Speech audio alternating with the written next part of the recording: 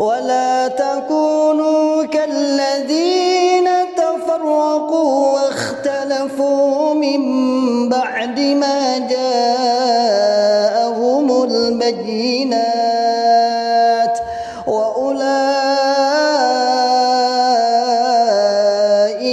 لهم عذاب عظيم.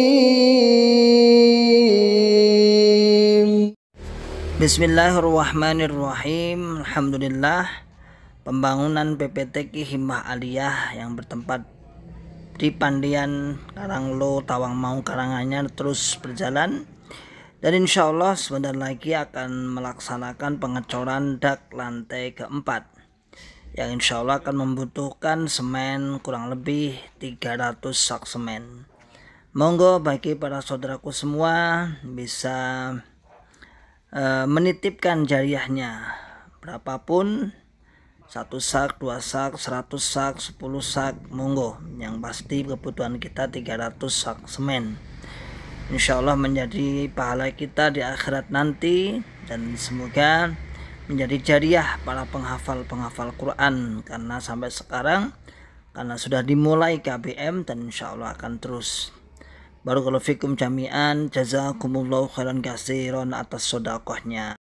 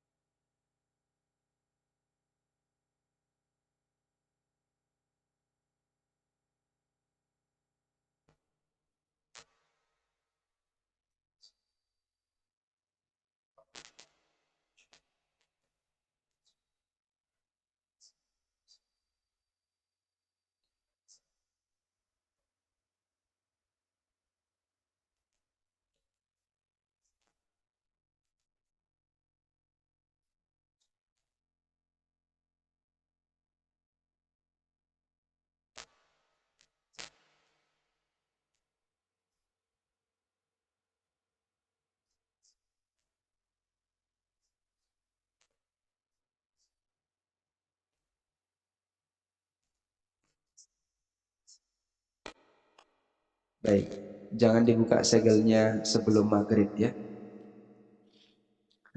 Tayyib. Kita berada di hari yang ke-28 dari bulan Ramadan, dan sebagaimana kaidah baku yang disampaikan oleh para ulama bahwa dalam Islam ketika ada waktu yang istimewa, maka bagian ujungnya lebih afdal dibandingkan bagian awal. Dalam Islam jika ada waktu yang istimewa, maka bagian ujung lebih afdal dibandingkan bagian awal. Sehingga kita menjumpai hari Jumat adalah hari yang istimewa. Bagian ujung hari Jumat yaitu setelah asar, di situ merupakan waktu yang mustajab untuk berdoa. Sehingga bagian ujungnya lebih afdal dibandingkan bagian awal. Waktu malam adalah waktu yang istimewa untuk ibadah. Dan waktu yang mustajab untuk beribadah di waktu malam adalah sepertiga malam yang terakhir. Hari Arafah adalah waktu yang istimewa bagi mereka para jamaah haji yang sedang wukuf. Dan waktu yang paling afdal ketika hari Arafah adalah setelah asar. Sehingga Nabi SAW ketika selesai asar, beliau memperpanjang berdoa, memperlama berdoa kepada Allah Subhanahu wa Ta'ala. Termasuk juga ketika bulan Ramadan. Ketika bulan Ramadan, waktu yang paling istimewa adalah bagian akhir. Sehingga 10 terakhir Ramadan lebih afdal dibandingkan bagian awal Ramadan. Kali ini, maka setiap muslim ketika beribadah di waktu yang istimewa, dia disyariatkan untuk menyelesaikannya sampai akhir. Bahkan perjuangan kita untuk menjadi pemenang itu berada di garis finish. Siapa yang bisa mencapai garis finish paling depan, paling maksimal, maka dia bisa mendapatkan nilai yang lebih besar. Karena itulah Nabi SAW mengingatkan dalam hadis riwayat Bukhari, beliau bersabda, innamal a'malu bil khawatim. Sesungguhnya amal itu diukur dari ujungnya.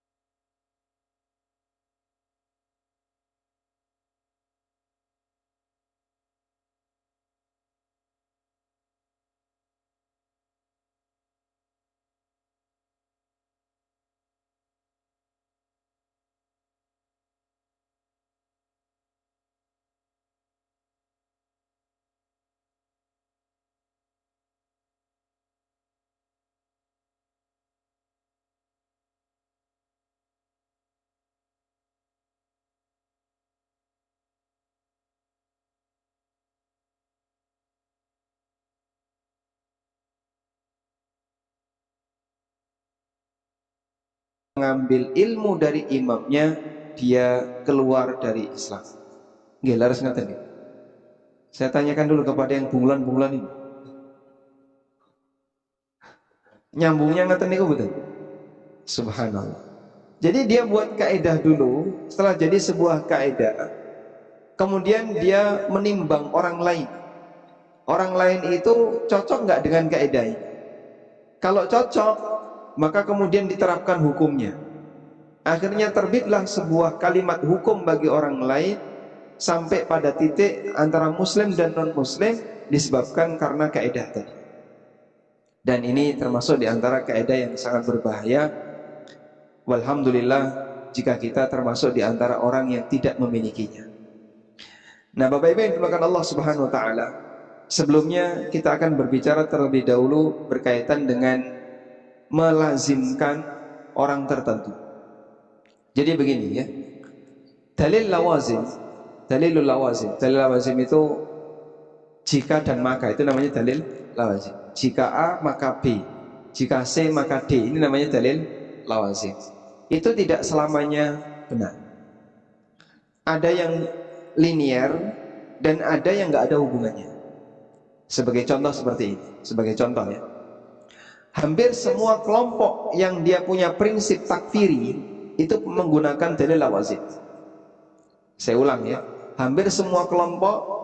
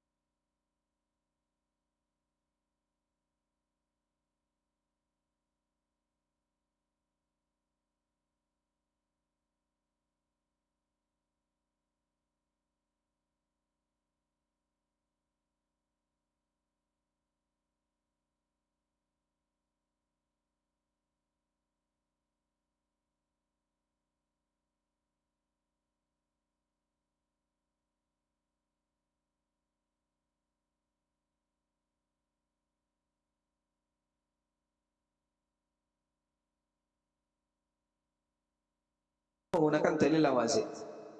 Contohnya Khawarij. Khawarij itu punya prinsip begini. Khawarij punya prinsip ya. Barang siapa yang tidak berhukum dengan hukum Allah, maka dia kafir. Itu harga matinya Khawarij. Barang siapa yang tidak berhukum dengan hukum Allah, maka dia kafir. Harga mati Khawarij. Lalu dia juga punya turunan. Siapa yang tidak mengkafirkan orang kafir, maka dia kafir. Nah, akhirnya dalam kelompok Khawarij ini konsekuensi turunan mengkafirkan orang itu banyak sekali. Sehingga misalnya dijumpai si A diketahui tidak berhukum dengan hukum Allah, maka oleh Khawarij dihukumi si A ini kafir. Sudah? Lalu dia juga punya kaidah, siapa yang tidak mengkafirkan si A, maka dia kafir. Akhirnya apa? Si B tidak mengkafirkan si A, si B kafir. Nah, karena si B kafir, maka siapa yang tidak mengkafirkan si B ikut kafir. C nggak mengkafirkan B, kafir juga. Jadinya banyak sekali orang yang dikafirkan. Ini yang namanya jika X maka Z, kalau tidak X maka tidak Z. Gara-gara seperti ini merusak banyak sekali ponis kafir yang terjadi di kata. Betul. Terjadi apa perbedaan? Apakah yang menerima takfir antara lain dengan mengabaikan itu kafir? Betul. Ada yang membuat kafir karena dia berhubung dengan hukum yang tidak Allah turunkan. Telah mengangkat manusia sebagai penerima hukum yang tidak. Artinya diabaikan dalam Ali bin Abi Thalib, Muawiyah dan seluruh orang yang tidak mengkafirkan pengajaran. Kemudian mereka terbentuk kelompok kecil Khawarij dan mereka berpusat di daerah Nahrawan, di daerah Harura, bukan Nahrawan ya, di daerah Harura. Sampai akhirnya terjadilah peperangan besar antara kaum muslimin Ahlus Sunnah melawan orang-orang Khawarij ini, dipimpin oleh Ali bin Abi Thalib dalam peristiwa yang disebut dengan perang Nahrawan.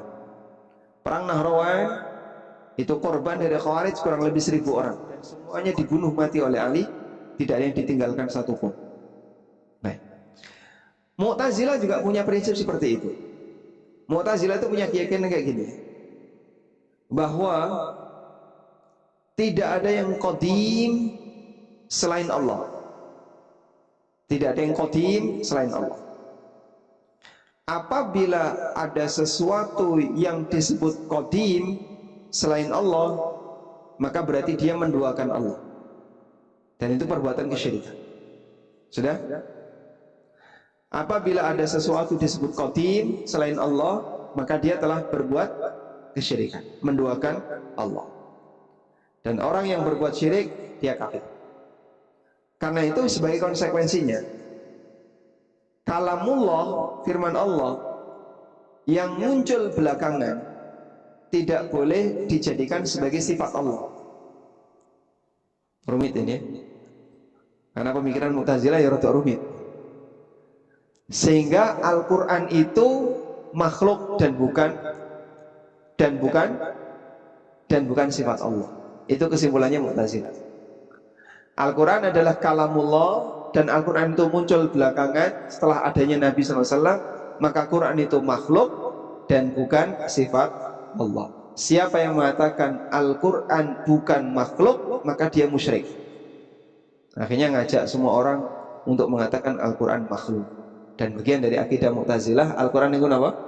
Makhluk. Siapa yang mengatakan Al-Quran bukan makhluk, kafir. Dan siapa yang tidak mengkafirkan orang ini, maka dia ikut kafir. Pakai dalil lawazim. Sehingga Mu'tazilah termasuk di antara kelompok takfiri yang dia menggunakan dalil lawazim. Sudah?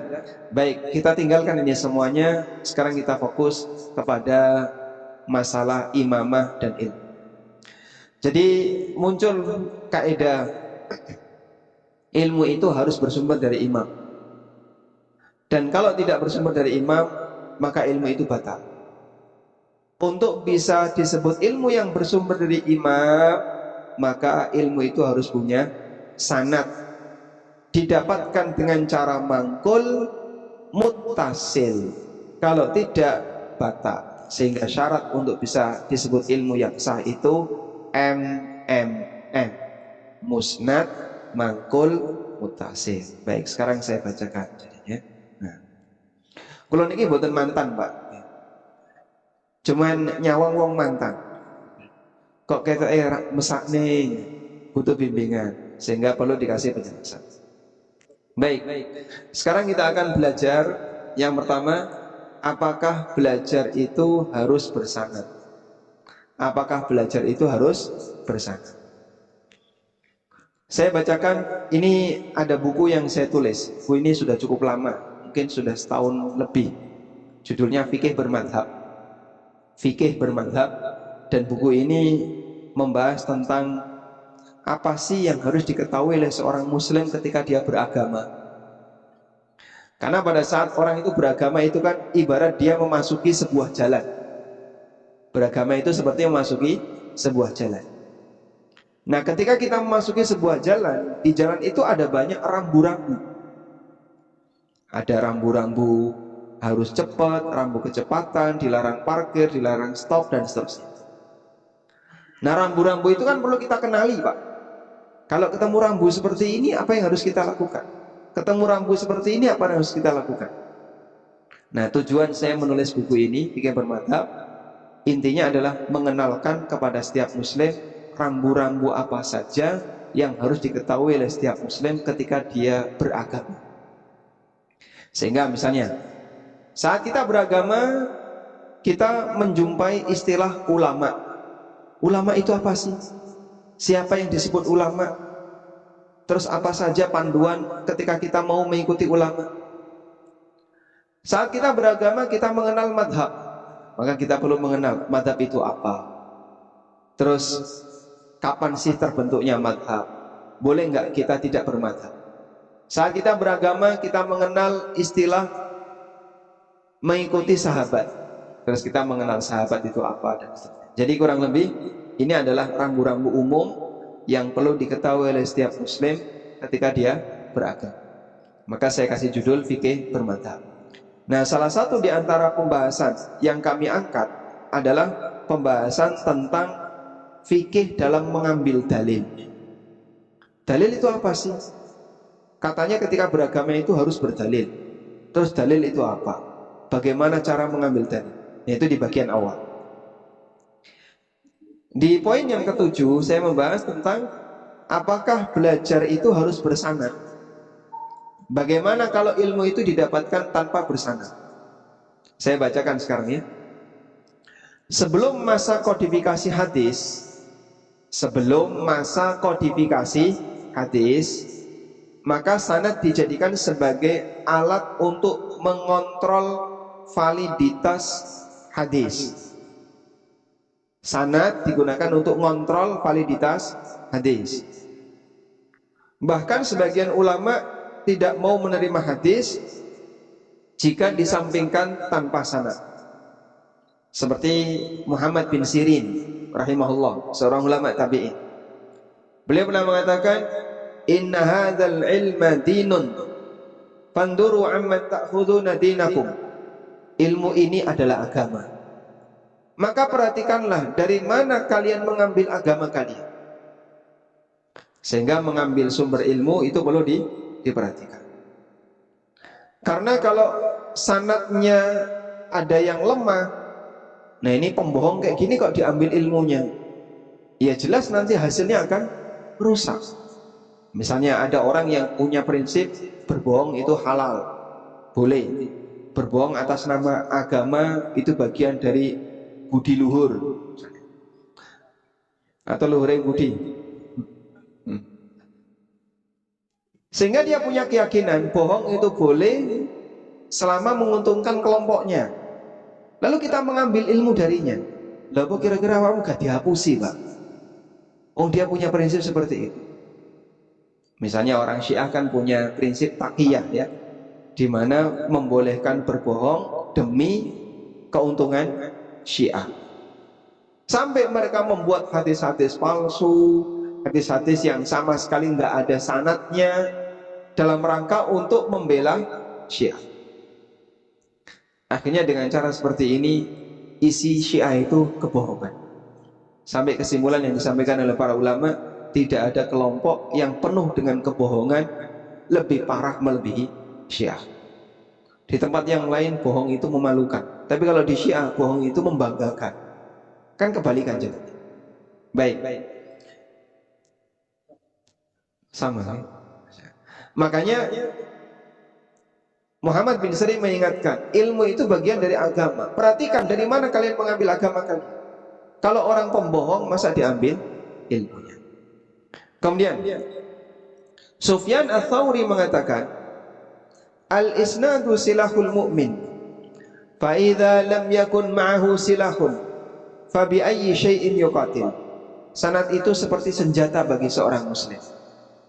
Kalau dia tidak punya pengetahuan tentang sanad, terus bagaimana dia bisa berperang? Bagaimana dia bisa menilai ini benar, ini bohong, ini dusta? Bagaimana dia bisa menilai? Ketika dia nggak bisa menilai itu, maka akhirnya semuanya ditelan mentah-mentah tanpa ada pembuktian apakah itu bagian dari ajaran Islam atau bukan. Nah, Yun Sewu bisa merapat, memberi kesempatan yang baru datang. Silakan merapat lagi, maju lagi. Yang di depan nggak ditanya, insya Allah aman. Nah, baik. Mas kasih jalan sini mas, ini kosong mas. Ya, di situ kosong. Boleh nyender nggak apa-apa, nyender nggak apa-apa ya. Yang usianya 60 ke atas nyender. Alhamdulillah.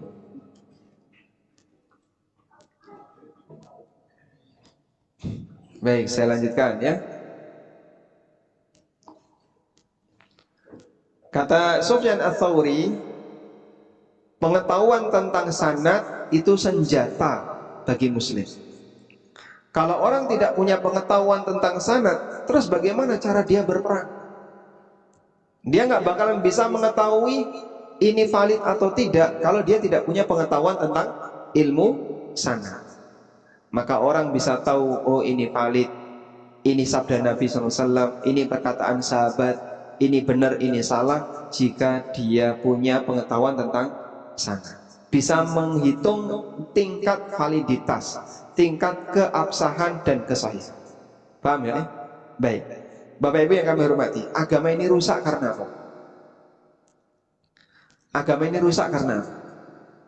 Karena yang bukan bagian agama dianggap sebagai bagian dari agama. Paham ya Pak? Saya ulang ya. Agama ini rusak karena sesuatu ajaran yang bukan bagian dari agama dianggap sebagai bagian dari agama. Kita punya pengalaman yang ditunjukkan oleh Allah dalam Al-Quran. Nomor siji wong Yahudi, nomor loro wong Nasrani. Wong Yahudi ini agamanya rusak karena ada banyak kedustaan. Bagian dari syariat ditutupi dan tidak pernah disampaikan, akhirnya dilupakan. Wong Nasrani sebaliknya, yang bukan bagian dari agama dilebokno Pak, sehingga dianggap sebagai ajaran agama. Maka Allah ingatkan dalam Al-Quran, al-maghdub dan dolli, sehingga Allah ingatkan, ghairil maghdubi alaihim waladdallin. Jangan kau tunjukkan kami ya Allah ke jalan orang yang maghdub. Sinten maghdub niku?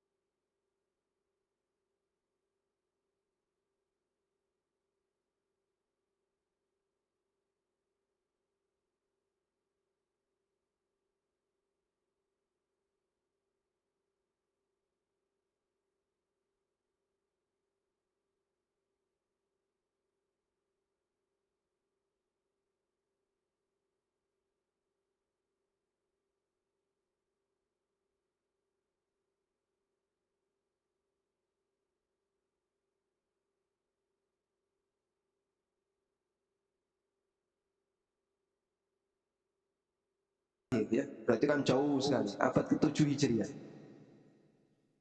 Dalam kitabnya Al-Manhalur Rawi mengatakan, laisal maqsudu bis sanadi fi asrina itsbatul haditsil marwi wa tashihahu.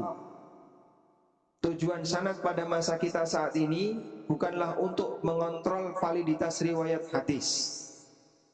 Id laisa lahu fihi sanadun amman la yadbitu hifdhuhu au kitabuhu dhabtan la yu'tamadu alaihi fihi. Alasannya, tidak ada yang membawakan hadis bersanad saat ini melainkan di sana ada perawi yang tidak kuat hafalannya atau tulisannya tidak terjaga, sehingga tidak bisa jadi acuan. Balil maqsudu baqa'u silsilatil isnad al-maksus bihadil ummah fima na'lam. Akan tetapi menjadi sanad pada zaman sekarang tujuannya hanya sebatas untuk melestarikan kebiasaan baik yang menjadi ciri khas umat Muhammad SAW yang kami ketahui. Baik. Sehingga contohnya, Pak, sing maca Quran dan dia punya sanad dengan yang tidak punya sanad, unine podo napa benten, Pak? Sami nggih. Misalnya itu ada ustaz piyambai hafid Quran, punya sanad. Kemudian ada jamaah, niki jamaah, ya, namanya Paijo, tinggal di Sugio, nggak punya sanad, tapi sakit maca Quran. Apakah bunyi Al-Fatihah yang diucapkan Paijo dengan ustadz yang punya sanad tadi sami napa benten? Sami, sama. Loh, kalau bunyi Fatihahnya sama, kira-kira yang suara Fatihahnya sah yang mana? Ustadz atau Paijo? Hah? Dua-duanya sah, dua-duanya sama. Karena bunyinya sama. Paham Pak di sini Pak? Baik. Lalu apa manfaat sanad di situ? Loh, kok Ustadz nyari sanad itu tujuannya apa? Padahal jenengan maca Quran nggak pakai sanad, sah nggak bacaan Qurannya? Kenapa Pak? Sudah terkodifikasi dalam tulisan. Maka orang yang baca Quran, baik dia punya sanad maupun tidak punya sanad, bunyinya sama. Terus kenapa kok dia mencari sanad ketika dia menghafalkan Quran? Tujuannya dalam rangka ngalap berkah, melestarikan tradisi baik yang dilakukan oleh orang di masa silam. Bukan tujuannya untuk mencari validitas bunyi teks Al-Quran. Karena unine wis podo. Paham di sini? Insya Allah paham ya? Baik. Sekarang kita beralih ke masalah Islam jamaah. Saya punya kitab Sahih Bukhari. Saya punya kitab Sahih Bukhari. Tapi saya tidak punya sanad Islam jamaah. Sudah. Si A punya kitab Sahih Bukhari. Dan piyambake enggak ada sanad Islam jamaah. Podo moco Sahih Bukhari. Kira-kira unine podo napa benten? Sama. Wong kitabe podo. Mesti unine podo. Sehingga ketika bunyinya sama, maka yang bersatu sebagai ilmu yang sah yang mana? Ya dua-duanya, bunyinya sama. Sanad dalam hal ini sudah tidak lagi berfungsi, sebab kitabnya sudah dikodifikasi. Paham di sini ya? Sehingga fungsi sanad sudah tidak ada nilainya dan tidak mempengaruhi keabsahan ilmu, karena ilmu itu sudah dikodifikasi. Paham ya jemaah? Baik. Jadi sekarang begini. Karena sanad sudah tidak lagi berfungsi sebagai alat untuk mengukur tingkat keabsahan, maka punya ilmu yang bersanad dengan punya ilmu yang tidak bersanad sama saja. Sebab yang dipelajari sama. Artinya sama-sama sah. Nah sekarang muncul kasus. Kalau badhe tanglet, ada nggak Pak istilah sanad yang batal? Kalau mereka punya kaidah ilmu batal, sekarang ada nggak istilah sanad batal? Boten. Sanad batal itu ada nggak? Tidak ada ya. Baik. Kita mengakui begini. Ada Syekh Khalil, ada Syekh Abdul Aziz, ada Syekh Abdullah Mas'ud. Piyambake nggak ada sanad boten? Nggak ada sanad boten? Bahkan sanadnya atas. Sanad tinggi ya. Kalau dalam ilmu hadis disebut dengan sanad Ali. Dalam ilmu hadis disebut sanad Ali. Dan sanad Ali itu lebih dekat dengan narasumber daripada sanad nazil. Sanad nazil itu yang jauh. Sanad nazil niku contohnya sinten Pak? Ya, kata jenengan niki. Yang sanadnya di bawah. Sehingga kalau sampai ke atas itu dawa gitu ya. Itu namanya sanad apa? Nazil. Baik. Begitu tiga syekh ini keluar dan tidak lagi diakui, kira-kira sanadnya batal atau tetap sah? Kok iso sanad batal? Sanad kok batal nih? Ribet banget. Nyambung betul. Kok iso sanad batal? Baik. Sekarang kalau sanad mereka disebut batal, alasan batalnya apa? Dulu sanad itu bisa batal jika orangnya lupa, sehingga hadisnya mukhtalat, itu betul. Misalnya ya, contoh Ibnu Lahai'ah. Ada seorang ulama namanya Ibnu Lahai'ah. Ibnu Lahai'ah ini dulu ketika menyampaikan hadis itu bersanad tapi pakai tulisan, sehingga muridnya di depannya didiktekan. Ini adalah tulisan dari guru saya bacakan. Dari Fulan bin Fulan. Beliau mengatakan dari Fulan bin Fulan sampai sahabat, sampai Nabi Sallallahu Alaihi Wasallam.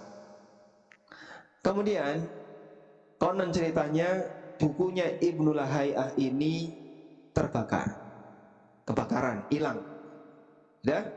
Sehingga beliau ketika menyampaikan hadis hanya menggunakan hafalan belakangan. Ketika menggunakan hafalan ternyata banyak yang kacau, kewalik-walik, hadisnya banyak yang teksnya berubah, sehingga setelah Ibnu Lahai'ah kehilangan bukunya, maka hadisnya dinilai dhaif. Sanadnya Ibnu Lahai'ah nggak berlaku karena orangnya sudah mukhtalat. Sehingga kalau dalam sebuah hadis itu ada perawi namanya Ibnu Lahai'ah, maka perlu diteliti. Ini disampaikan oleh Ibnu Lahai'ah sebelum kitabnya kebakaran atau setelah kitabnya kebakaran. Loh, ngerti ini kaya ngono ning ndi, Pak? Kan repot nih. Ngertinya adalah dilihat dari muridnya. Ada 10 murid Abdullah bin Lahai'ah, yang jika 10 murid ini menyampaikan hadis dari Ibnu Lahai'ah diterima karena 10 orang ini mereka menerima hadis dari Abdullah bin Lahai'ah sebelum kitabnya kebakaran. Selain 10 murid ini hadisnya tidak diterima.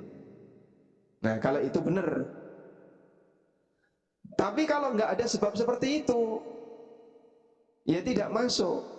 Misalnya Syekh Khalil, Syekh Abdul Aziz, Syekh Abdullah Mas'ud, beliau ini antara sebelum dan ketika masih di dalam dengan sesudah di luar jamaah, ada nggak perubahan, Pak?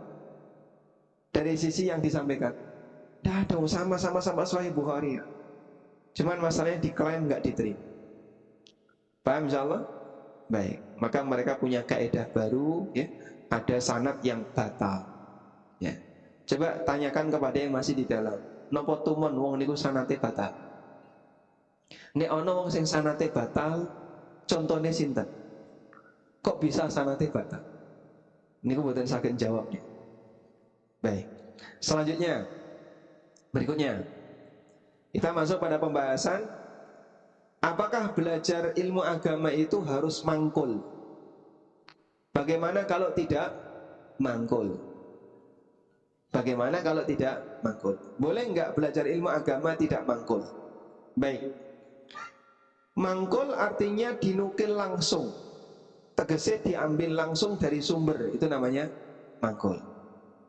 Misalnya, jenengan datang ke tempat saya, lalu saya menyampaikan kalimat La ilaha illallah adalah dzikir terbaik. Sudah? Terus jenengan catat. Setelah itu jenengan bawa ke jamaah yang ada di daerah yang lain.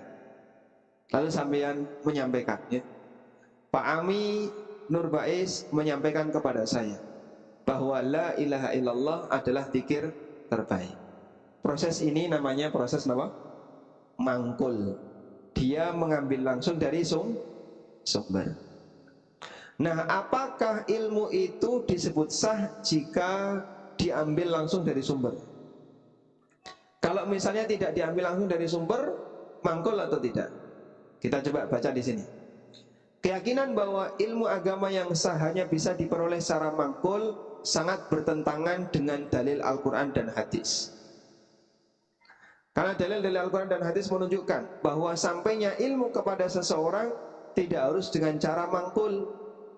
Kapanpun ilmu bisa sampai kepadanya selama kebenarannya bisa dipertanggungjawabkan, maka ilmu itu statusnya sah dan wajib diamalkan. Allah Ta'ala berfirman di surat Al-An'am ayat 19, Wa uhiya ilayya hadzal Qur'anu liundhirakum bihi wa man balagh. Al-Quran ini telah diwahyukan kepadaku Muhammad sallallahu alaihi wasallam agar aku memberi peringatan kepada kalian dengan Al-Quran ini. Wa man balagha. Di situ ada kalimat wa man balagha, dan siapa saja yang sampai kepadanya Al-Quran ini. Meskipun dia tidak mengambil langsung dari Nabi Sallallahu Alaihi Wasallam. Siapa saja yang sampai kepadanya Al-Quran ini, berarti dia tidak mengambil langsung dari Nabi Sallallahu Alaihi Wasallam. Kalimat wa man balagha artinya kepada siapapun yang Al-Quran ini sampai kepadanya. Maksudnya adalah untuk mengimani isi Al-Quran tidak disyaratkan orang itu harus bertemu langsung dengan Nabi Sallallahu Alaihi Wasallam.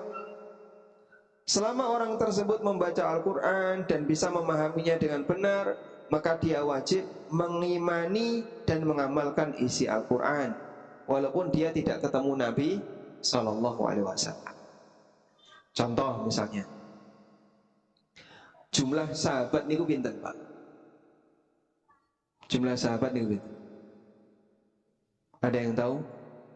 Tidak ada yang tahu kecuali Allah. Tidak ada yang tahu kecuali Allah. Kenapa, Pak? Karena yang di pelosok-pelosok ini banyak sekali. Pada waktu Fathu Mekah terjadi, maka yang masuk Islam jumlahnya jadi semakin banyak. Allah katakan dalam Al-Quran, wa ra'aitan nasa yadkhuluna fi dinillahi afwaja. Engkau akan melihat manusia mereka masuk ke dalam agama Allah afwajan, dengan cara berbondong-bondong. Kejadiannya seperti ini. Datang kepala suku A, lalu dia menyampaikan, ya Rasulullah, kami satu kampung masuk Islam, membaiat Anda. Yang datang itu perwakilan. Nanti suku B kayak gitu, suku C seperti itu, suku D. Sehingga banyak sekali suku datang ke Madinah untuk mewakili masyarakat kampungnya masuk Islam. Makanya tahun ketika Nabi SAW kedatangan suku-suku ini disebut dengan Amul Wufud.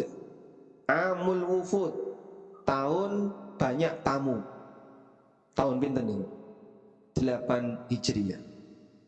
Karena pada waktu tahun itu ya, Nabi SAW kedatangan banyak sekali tamu. Dan tahun 9 Hijriah. Makanya ketika itu Nabi SAW tidak bisa berangkat haji. Dan haji yang pertama diberangkatkan Abu Bakar, Abu Hurairah, dan beberapa rombongan sahabat yang lain. Karena beliau sedang mendapatkan banyak tamu. Disebut dengan Amul Wufud. Baik. Sehingga ada banyak sekali orang-orang di kampung-kampung itu yang dia tidak ketemu Nabi SAW tapi Muslim. Begitu haji wada, tumpek blek, banyak sekali orang yang kumpul di kota Mekah dan Madinah, di kota Mekah untuk pelaksanaan haji. Baik.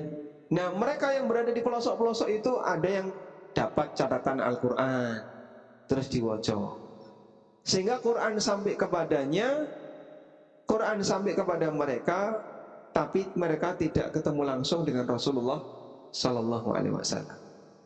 Contohnya sinten, Pak? Contoh ya, Uwais Al-Qarni niku Muslim bukan? Muslim, Pak? Muslim. Beliau hidup di zaman siapa? Ya? Uwais Al-Qarni itu hidup di zaman siapa? Hidup di zaman Nabi Muhammad SAW. Tapi piyambake ketemu bukan? Bukan. Karena apa? Apa alasannya? Menjaga ibunya, merawat ibunya. Uwais yang tinggal di Yaman sudah masuk Islam, sudah ngerti syahadat, punya ilmu tentang Islam, tapi tidak bisa datang ke Madinah karena ngerawat ibunya.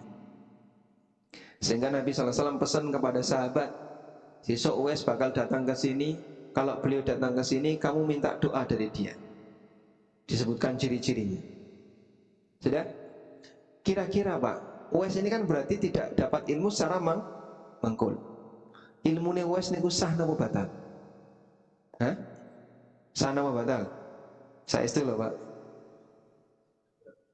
Kalau ilmu ne Uwais niku batal, berarti piyambake belum bisa jadi Muslim di masa Nabi sallallahu alaihi wasallam.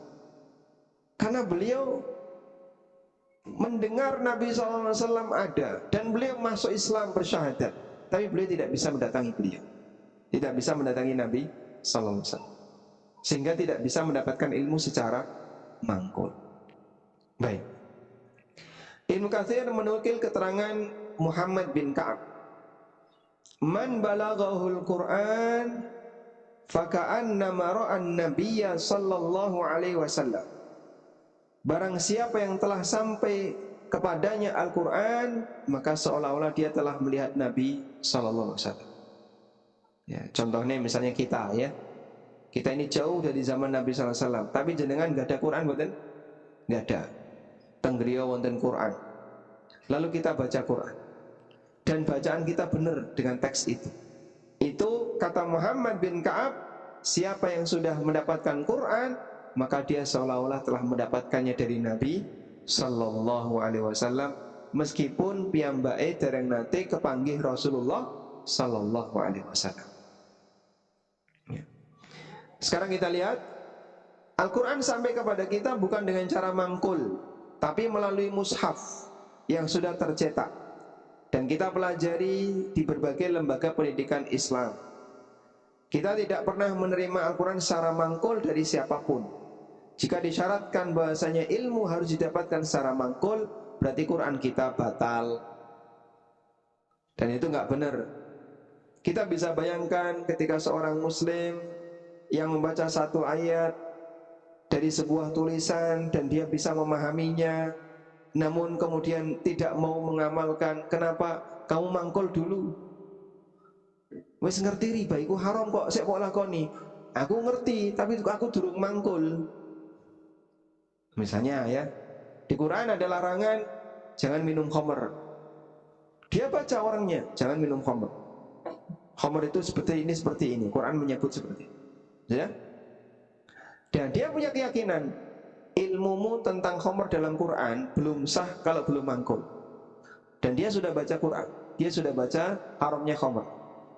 Tak mendem ngombe sampai mendem.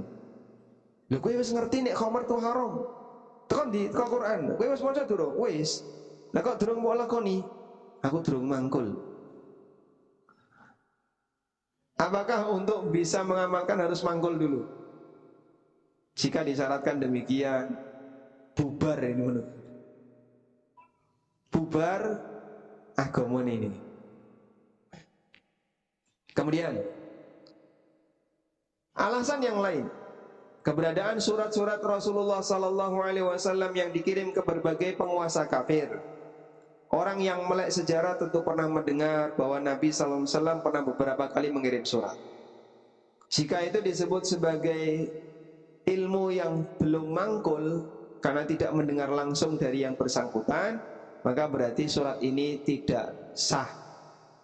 Ya, padahal surat itu adalah surat yang sah. Anas bin Malik menceritakan Nabi sallallahu alaihi wasallam menulis surat kepada Raja Kisra. Raja Kisra ini di mana, Pak? Raja Kisra di mana? Persia. Dan beliau juga menulis surat kepada Raja Kaisar. Raja Kaisar di mana? Romawi. Kepada Raja Najasyi dan kepada raja-raja yang lain, mengajak mereka untuk masuk Islam. Dan dari sekian raja yang dikasih surat itu, sing mlebet Islam mung siji, Raja Najasyi. Yang lain tetap bertahan kafir. Sebenarnya Kaisar Romawi itu mengakui kebenaran surat Nabi Muhammad SAW. Sampai ketika dia menerima surat itu terus dibaca, lalu minta keterangan dari Abu Sufyan, kemudian dia benarkan semua. Oh memang seperti ini sesuai dengan yang ada dalam Taurat dan Injil, dalam Alkitab. Akhirnya Raja Romawi ini, Heraklius ini, memerintahkan untuk menyuruh masyarakatnya masuk ke istana. Setelah masuk, tolong pintu istana ditutup. Setelah ditutup, dia mengumumkan,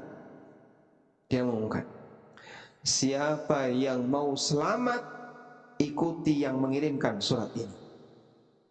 Siapa yang mau selamat, ikuti yang mengirimkan surat ini. Masyarakatnya langsung bubar.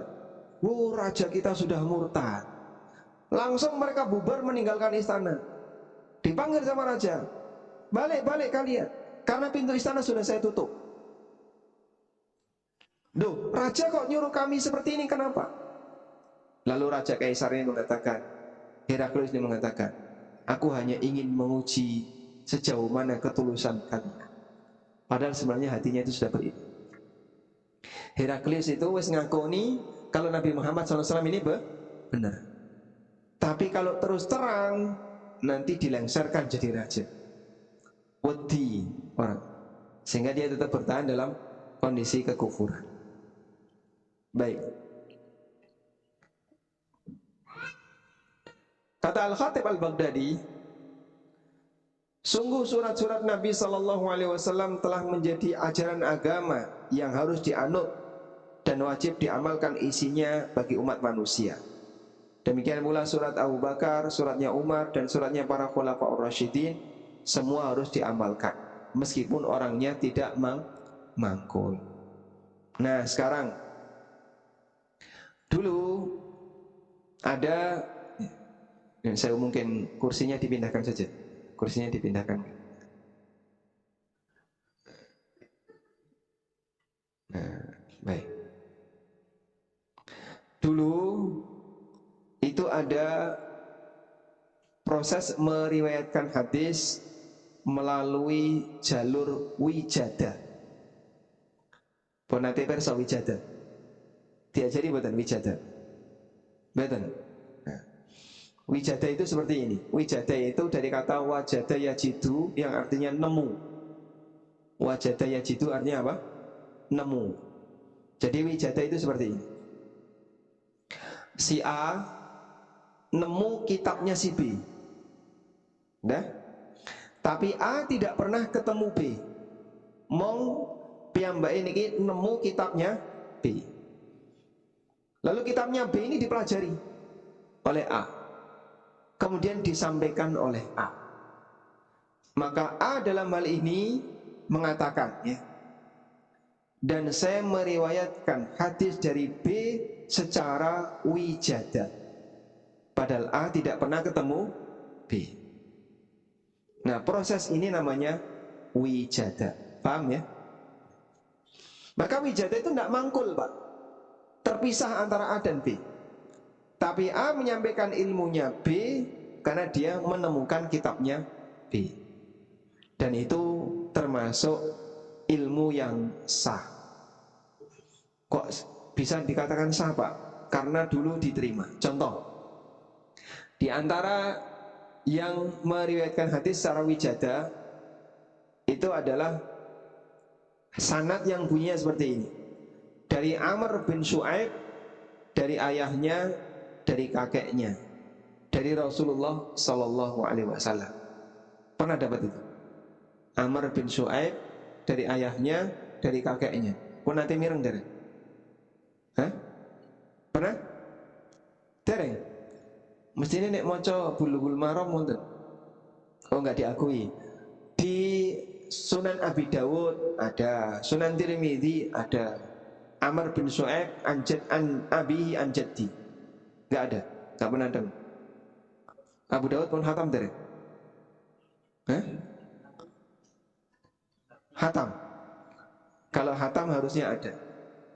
Karena salah satu di antara sanad yang ma'ruf an Amr bin Shu'aib an abihi an jaddi. Jadi Amr bin Shu'aib itu nasab lengkapnya Amr bin Shu'aib bin Muhammad bin Abdullah bin Amr bin As. Itu nasab lengkapnya. Nah, Amr bin Shu'aib mendapatkan riwayat dari ayahnya, yaitu Shu'aib bin Muhammad. Nah, Shu'aib ini mendapatkan riwayat dari kakeknya. Kakeknya dari siapa? Kakeknya adalah Abdullah bin Amr. Kakeknya Abdullah bin Amr. Abdullah bin Amr ini sahabat. Abdullah bin Amr ini sahabat. Padahal Shu'aib tidak pernah ketemu Abdullah. Tapi Shu'aib nemu bukunya Abdullah. Bukunya Abdullah bin Amr itu disebut dengan mushaf atau disebut dengan Sahifah As-Sadiqah. Dan itulah kitab hadis pertama dalam sejarah Islam. Karena sahabat yang mencatat hadis Nabi SAW Di antaranya adalah Abdullah bin Amr. Lalu dikumpulkan, jadilah lembaran-lembaran, jadilah suhuf yang disebut dengan suhuf as-sadiqah. Tapi ini hilang. Cuman disampaikan oleh cucunya yang bernama Syu'aib tadi. Syu'aib bin Muhammad bin Abdullah. Syu'aib enggak ketemu Abdullah, tapi Syu'aib menyampaikan hadis dari Abdullah bin Amr. Melalui apa Pak? Proses wijada. Melalui proses wijada. Sehingga beliau menyampaikan hadis dari kakeknya karena beliau membaca kitab dari kakeknya. Paham ini? Baik, paham wijada Pak? Nah, wijada ini dapat ilmu tanpa mangkul. Kalau kemudian ilmu wijada ini tidak diakui sebagai ilmu yang sah, isine Sunan Abi Dawud, Sunan Tirmidzi, itu ada yang seperti ini. Berarti itu dianggap hadis yang tidak sah, kudune dicoret. Ini gak sah karena orangnya gak mangkul. Betul nggih? Harusnya. Tapi dia dicoret betul. Betul. Diwacana ngoten mawon. Wallahu a'lam. Maka bukan syarat untuk dapat ilmu harus dengan mangkul. Nah, dulu juga ada yang namanya ijazah. Ijazah ini apa Pak? Ijazah itu ketemu orangnya, tapi mong dikei buku. Misalnya jenengan ketemu kulo, Mas, niki butuh buku saya. Buku ini saya kasihkan ke jenengan. Saya kasih ijazah jenengan, silahkan ajarkan isi buku ini. Ini namanya apa? Ijazah. Nah, ijazah itu berarti ketemu tapi tidak mangkul isi. Kalau wijada nemu bukune ora ketemu wonge, sehingga sama-sama tidak mangkul isi. Dan dua-duanya ilmu yang sah. Dua-duanya ilmu yang sah. Kok sakit Pak disebut ilmu yang sah? Karena yang penting isi yang disampaikan sama, bukan syarat harus mangkul. Dan ada banyak ulama yang dapat ijazah. Bagian dari tradisi ulama itu ngasih ijazah. Niki buku tak tulis, monggo sampeyan gawa. Aku kok ndelok sampeyan niki wong pinter, iso ngajar sing apik, tak kai ijazah, sampaikan isi buku ini. Itu namanya apa? Ijazah. Dan menyampaikan ilmu dengan cara ijazah, hukumnya boleh, sah. Paham insyaallah? Alhamdulillah. Baik. Sampai di sini kita sudah menyelesaikan pembahasan tentang musnad, mangkul, mutasil. Dan ini bukan syarat sahnya ilmu, dengan beberapa penjelasan yang tadi disampaikan oleh para ulama. Karena buku fikih bermadzhab ini saya tulis setelah saya mengenal beberapa mantan Islam jamaah, makanya bagian itu saya cantumkan dengan mengutip keterangan beberapa ulama untuk menegaskan bukan syarat ilmu yang sah harus didapatkan dengan cara musnad, mangkul, muttasil. Sekarang kita akan beralih ke masalah setiap muslim harus punya imam. Dalil yang paling sering dibacakan itu dua. Yang pertama Al-Isra ayat 71. Yauma nad'u kullu unasim bi imamihim. Faman utiya kitabahu bi yamini fa ulaika yaqra'una kitabahum wa la yudlamuna fatila. Pada hari kiamat kelak semua manusia akan dipanggil bersama dengan imamnya. Yauma nad'u kullu unasin bi imamihim. Besok di hari kiamat sedaya menungso akan dipanggil dengan imamnya. Baik. Apa makna dari imam yang disebutkan dalam ayat ini? Al-Hafidz Ibnu Katsir menyampaikan, ikhtalafu fi dzalika. Ulama beda pendapat tentang makna imam.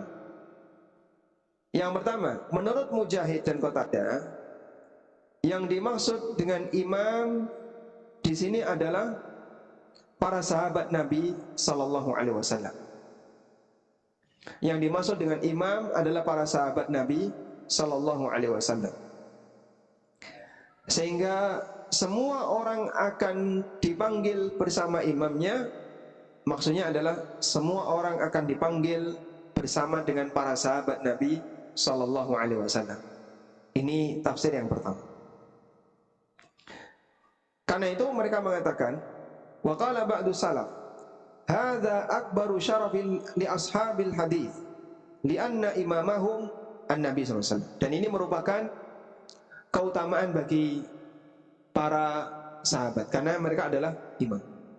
Kemudian makna yang kedua, bahwa imam di sini maksudnya adalah Nabi Muhammad sallallahu alaihi wasallam. Nabi Muhammad sallallahu alaihi wasallam adalah imam bagi mereka, imam bagi seluruh umat manusia.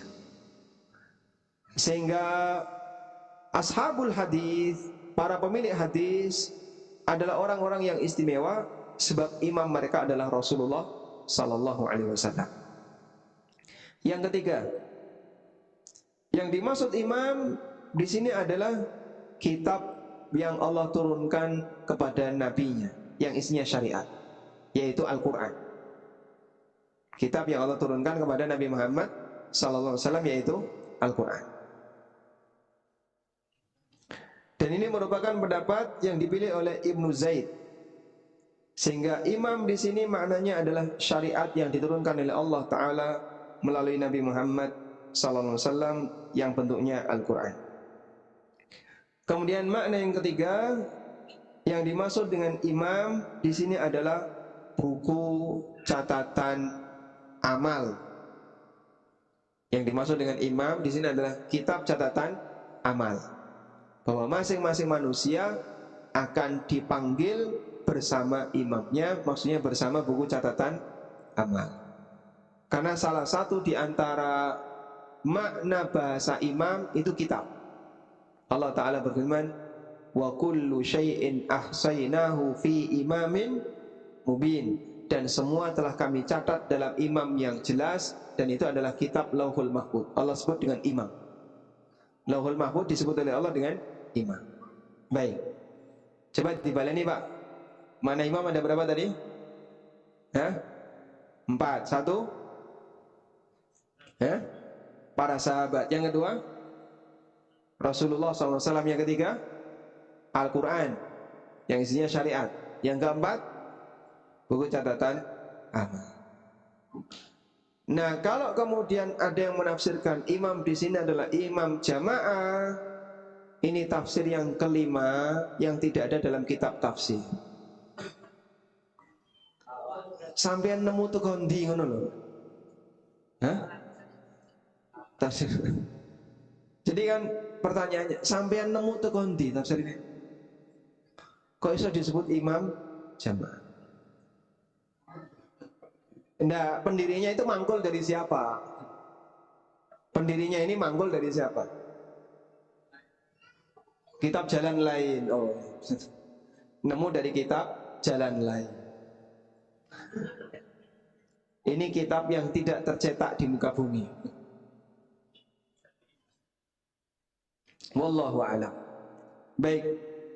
Sekarang dalil yang kedua.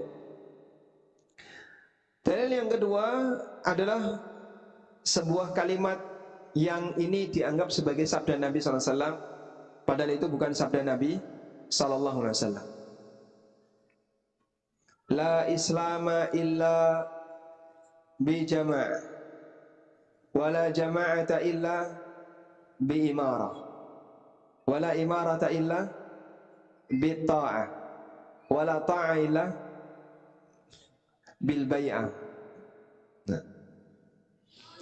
La islama illa bil jama'ah, wala jama'ata illa bil imarah, dan seterusnya. Pertama, ini bukan sabda Nabi Sallallahu Alaihi Wasallam.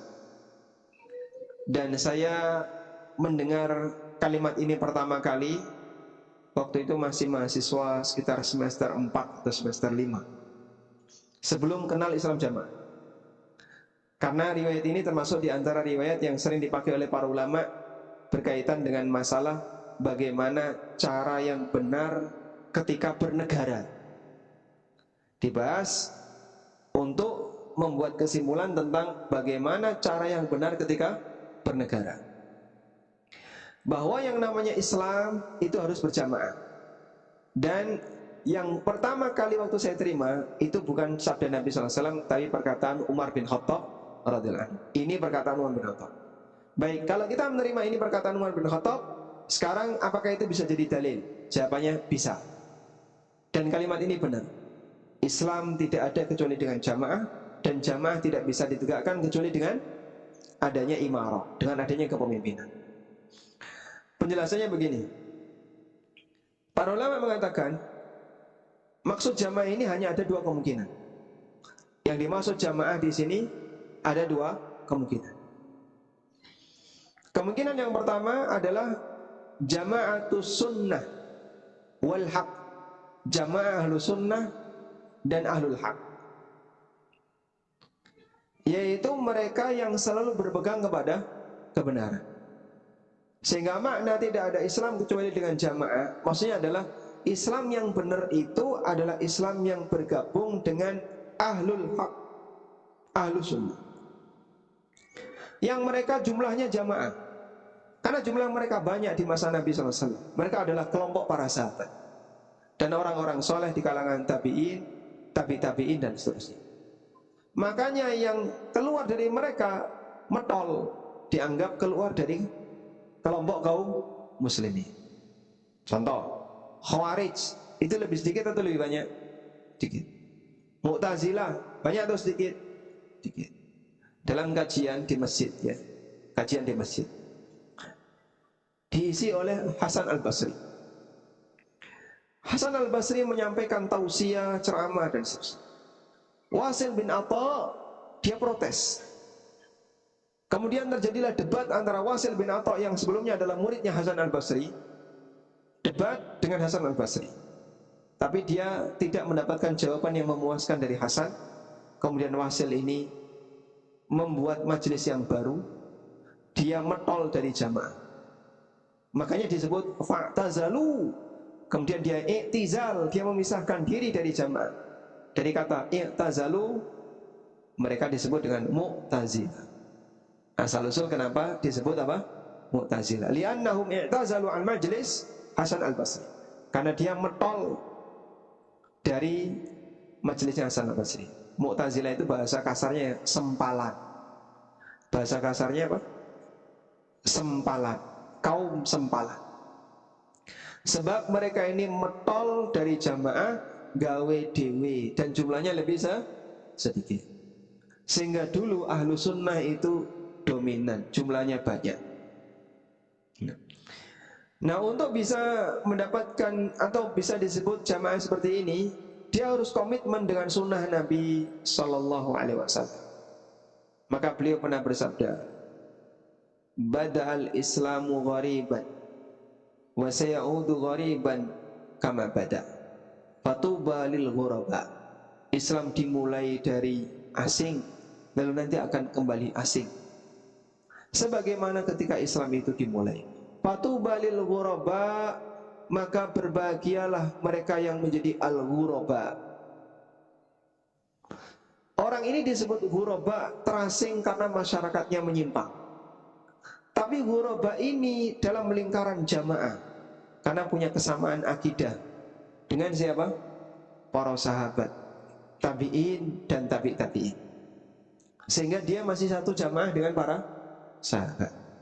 Karena itulah dalam riwayat yang lain ketika Nabi SAW menjelaskan siapakah mereka ya Rasulullah, Nabi SAW mengatakan humul jamaah, mereka adalah al-jamaah.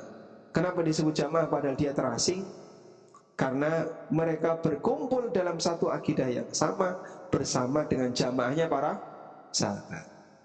Ini makna jamaah yang pertama, yang diistilahkan oleh para ulama dengan jama'atu ahlil haq. Sekarang kita beralih kepada makna jamaah yang kedua. Makna jamaah yang kedua adalah jama'atut tamkin. Jama'atut tamkin.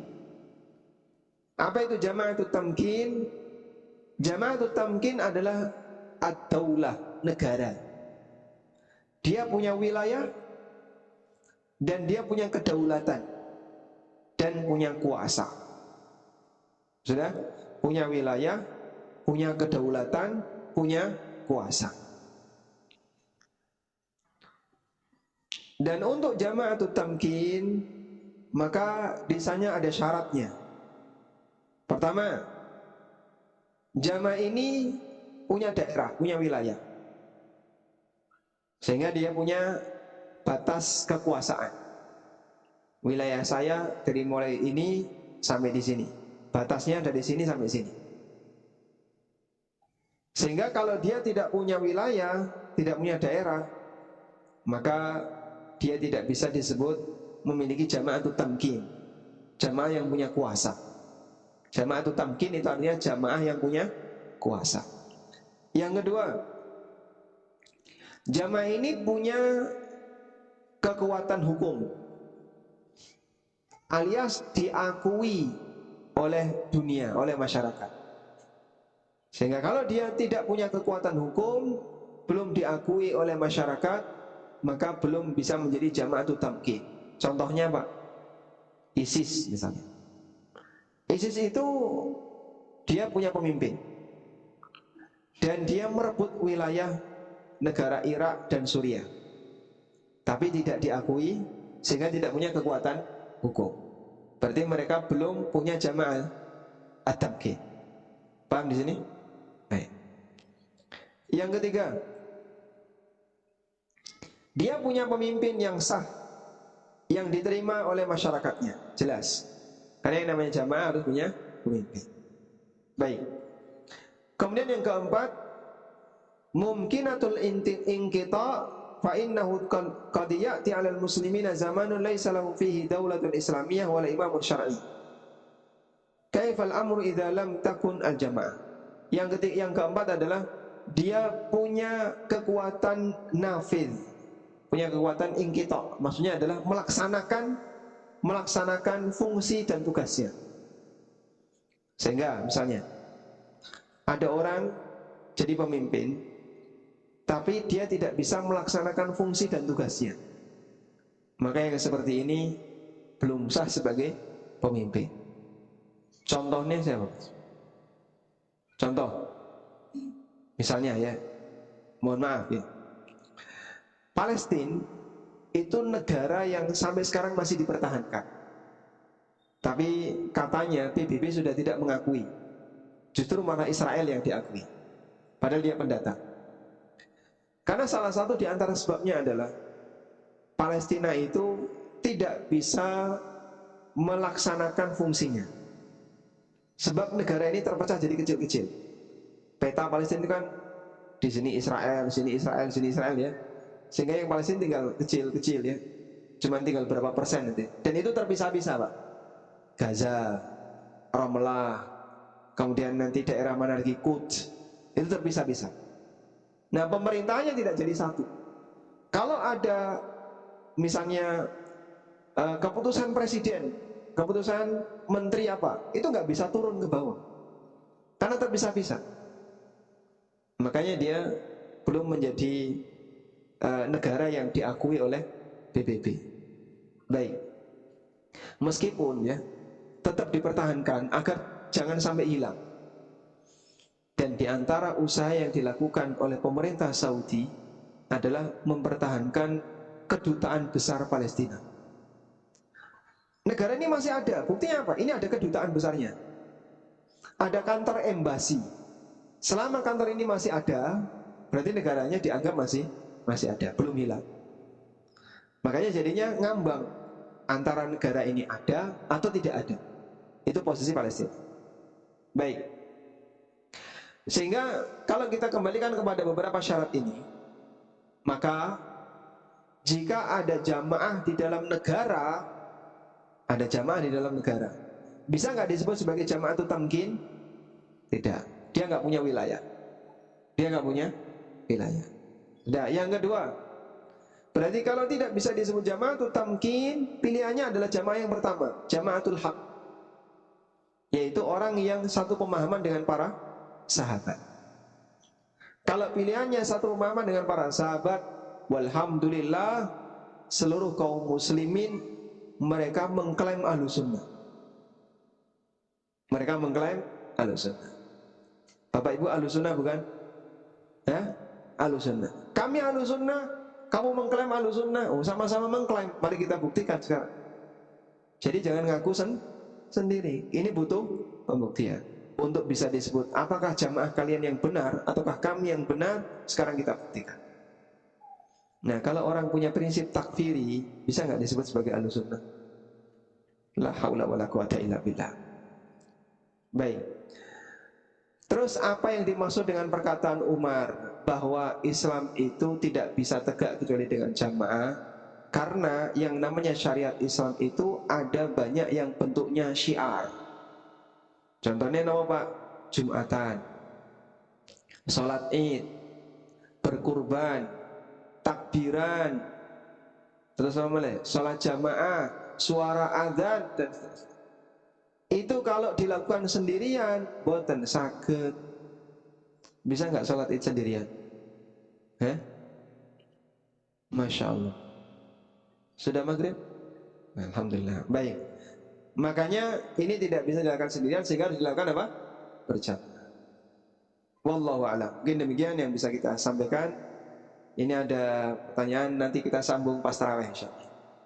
Wassallallahu ala nabiyyina Muhammadin wa ala alihi wa sahbihi wa sallam. Wa akhiru da'wana alhamdulillahi rabbil alamin. ولا تكونوا